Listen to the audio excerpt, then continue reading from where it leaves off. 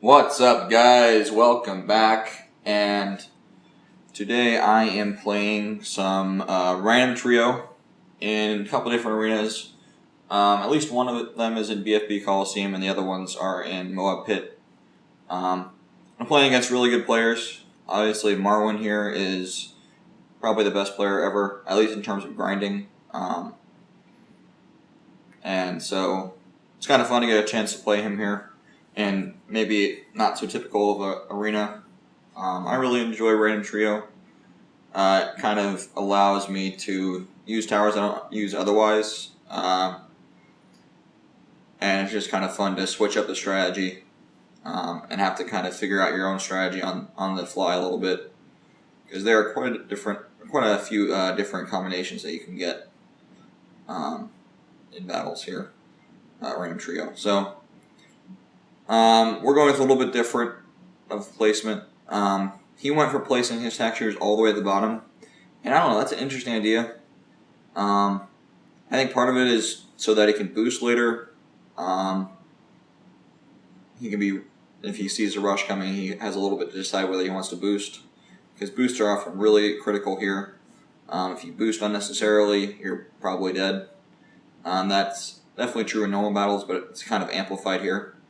I also think that his textures are just in a pretty good spot. A lot of the attacks are hitting balloons, so that's just in general pretty good for him. But I like my spot too. My spots. I kind of went with that middle spot there, just for fun, which is what you usually want to do. Just kind of go with random spots that aren't necessarily that great when you're playing players that are really good. You know, it usually gives you a great option, a great chance to win. Yeah, so right now we're both kind of building a bit of eco, trying to harass our opponents a bit. And I've hit about 400 eco, so I'm not going to try to go too much higher, since this match is probably not going to last terribly long. Both the tack shooter and the bomb are pretty powerful, but they don't see camo, so at a certain point, it's going to be very critical to see camo. Obviously, round 12, have to see camo and camo lead, so that's what we have the helicopter for. Well, that's what we can use the helicopter for.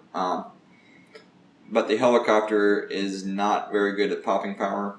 You can see we're both getting up a couple helicopters here. Kind of thinking a little bit ahead towards that stage and being a little bit ready for that.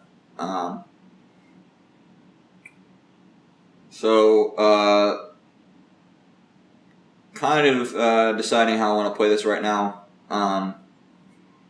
I know that, like I said, these helicopters do not have that great of popping power. They have decent popping power, and with a boost, they can do quite a bit. And I also know that I have to be a little bit wary of the tax ability, because that can definitely do some damage. If you send some sort of Rainbow Rush, you just have to kind of be ready, or just kind of know that they could sell what they have and go for it. So right here, he's still sending me a little bit of eco, kind of, because he's correctly noticing that we're at a pretty standstillish place. But I see that he's spending some money on eco, so I'm just going to try to get up some cards here, or get up my one helicopter to see lead, and then I'm going to just pretty much all-out rush him. It really does not look like that big of a rush right there, but zebras will regen like crazy, and so that actually managed to take him out. It was not that expensive. I mean, it was actually pretty expensive, but it wasn't as big of a rush as I would have normally needed to use to take someone out. But helicopters are just kind of weak towards that. So, playing this guy here, Slave Driver. I think he's the leader of the clan, Slave Driver, or just named himself that, just for fun. I know that I have been pretty bad on uploads lately.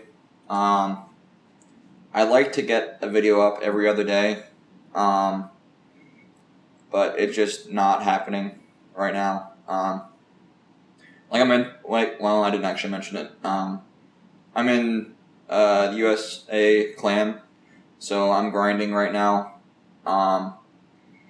We're actually today we actually have the BFB Coliseum Random Trio Speed, which is the best arena for getting medallions, hands down, because the games are just so dang quick.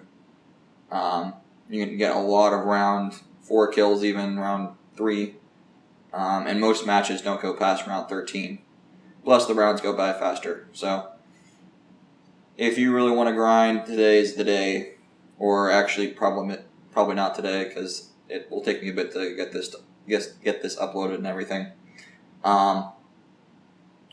So just in general, I've been working really hard trying to help the clan get chest 9. I already got chest 10, but I thought that I would come here and help. Because people here have been grinding really hard, working hard. So I thought I'd try to lend a hand. Obviously, I'm not going to be able to do that much, but I want to kind of do what I can to help out. So that's kind of been limiting my ability to make videos. So I apologize for that. To all 68 of you subscribers out there, which is awesome to have that many subscribers, to have that many people that are consistently watching my videos. And so, just going to keep on uploading, hopefully more consistently now. I mean, not now, but like, I'm gonna work on consistency, which I think is kind of a struggle with a lot of smaller YouTubers, kind of juggling school and work and whatever else, when you're not really getting that much out of YouTube, kind of monetarily. Well, actually, not getting anything out of that, or like, besides just kind of having fun. So, kind of try to bear with me, I guess, is what I'm saying here, in a very, very long-winded way. So, back to this gameplay here. He went for his ice tower down there at the bottom, which I think, from a purely balloon popping standpoint, is much better. It's just got more range for the balloons that are sent, or more. I mean, for more of the track, the balloons that are sent are in the range of the ice tower, which is kind of what you need for the ice tower, or like for the tack shooter, kind of a similar thing. But I decided to go for having the balloons up at the top, or the ice tower up the top, just because I don't want the ice tower to get in the way of my Buccaneers when they're trying to pop balloons. And so I just don't want to hinder that, since I know that that's going to be a big issue right here. You can see he's sending me a bit of a rush. I have to boost. And I know that if he goes with an all-out rush here, I am in deep trouble, since I just boosted. I don't have that much money. So I go for a pretty big boost here, or pretty big rush here. I'm trying to get him to boost. I actually spent a little bit more than I would have liked, but you can't exactly stop. So start up the rush again here. He went for that ice tower there, which is doing great work right there, but it only works well if you have balloons to pop, or balloons that you can pop. So I take him out there a little bit before he would have taken me out. I don't know if that rush would have taken me out there, but if he would have defended that, then he would have been in a great position to take me out. So going against this guy as well, also really good. pretty sure he's in like 3rd place, or at least was earlier in the week. I have not been paying very close attention. Well, I've been paying a decent amount of attention because I'm mildly vain, and so I've been looking at my own position on the leaderboards and whatnot. So I've been kind of looking at people around me. And I know that he was like ranked 2 earlier in the week, ranked 1 at one point. So, pretty good player. Well, I would say better than pretty good. Both starting out here with the Cobra, both being pretty greedy here. He stops a bit early just to get up his bomb tower, which allows me just to keep on setting at him, be a little bit greedy, and it also allows me to put my tower, or my bomb tower, in a pretty good spot. You can see that he put his down there at the bottom, which I've got to say is about the worst spot you can put it. Maybe be worse in like the top left corner, but I don't know. So he kind of just put it there out of necessity, I think. So he's already starting to adjust me. I was about to do that, but I saw him start to adjust me, so I decided to get my sniper first. And then here, when I get the money, I'm going to also start adjusting him. But I want to keep on make sure that I keep on setting those pinks, because his towers are really close to the end, so they're not going to have much time to pop the balloons. So I just want to try to keep lives leaking away. Want to keep him on the defensive, make sure that he doesn't have time to kind of gather his wits, and he doesn't have the ability to do much off in the offensive side. So going with a couple more Cobras here. I think I'm only adjusting with 1 Cobra right now. He's got 3. And I think that made a big difference in this match. I was kind of using the Cobra more to make money, and he was using it to try to do some damage, which is kind of a good idea. But personally speaking, I don't think it's going to really do that much damage, since I do have 1 sniper down there, and it's going to be able to pretty much snipe most of the camos that come through. So you can see I made him boost there. He sold his bomb tower, and then he had to rebuy it because I sent a bunch of greens at him. You can see I bought that 2nd sniper because there were a bunch of camos going through, and I was really smart, and I decided, or ended up not actually upgrading the sniper the whole way to the left so it can't actually see camo, which is always fun. So you can see right here, this is where his tower placement really hurts him, because it just does not do that much. They're all, like, the cluster bombs don't really shoot or hit that many different spots, versus where mine is right now. It does hit on both sides of that track.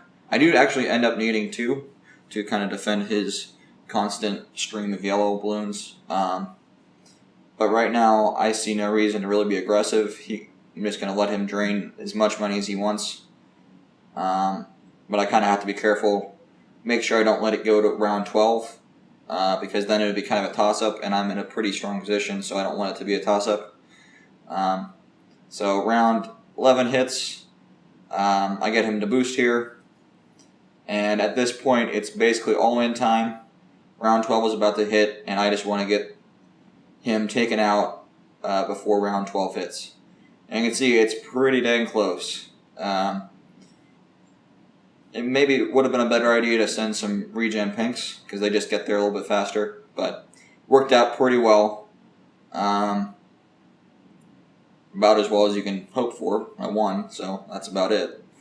Playing a guy here, he only has like 200,000 medallions, although he did win 2nd place, so I don't know if he's like pulling a Marwin and just like giving away his medallions, or whether he just like absolutely, completely just like no-lifed it 1 week and played for like 72 hours straight and just won 2nd place, but maybe isn't the best. I'm not sure. He's even pretty decent when I played him here. He didn't seem amazing. But random trio is not necessarily the best place to gauge people that are really good.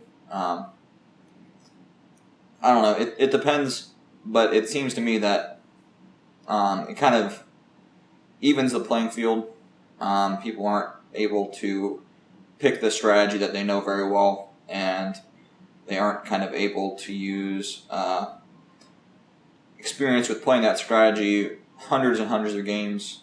I mean, obviously, the more games you play, the better you're going to be at kind of random trio in general, but it's not as big of an impact, I don't think, because you're not really going to learn all the different strategies, like all the different combinations. You will have a little bit of a pretty good idea, but you can't memorize all the strategies for all the maps. You kind of just have to make it up as you go along with the towers that you get. So there's my little spiel, what I like about, another thing I like about Random Trio. But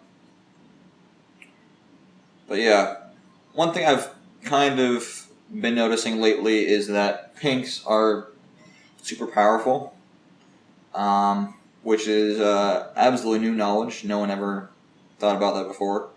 But especially in like random trio matches, on short matches or short maps like this, or Hydro Dam, or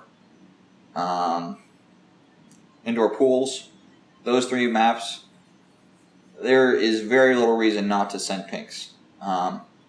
Especially, I would say in all three of those. Because they're just going to get through. They're going to find a way to get through.